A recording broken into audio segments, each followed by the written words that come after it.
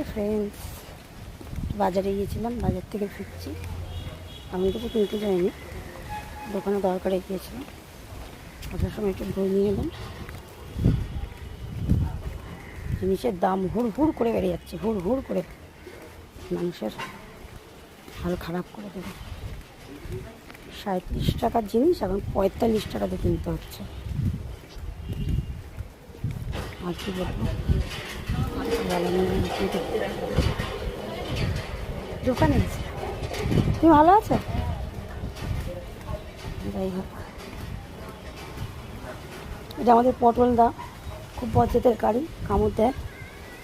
আমার ছেলে আসছে ছুটে ছুটে। এতক্ষণ ধরে স্নান করছিলি মানে? কেন রে, এত বড় সাহস আমার ছেলে?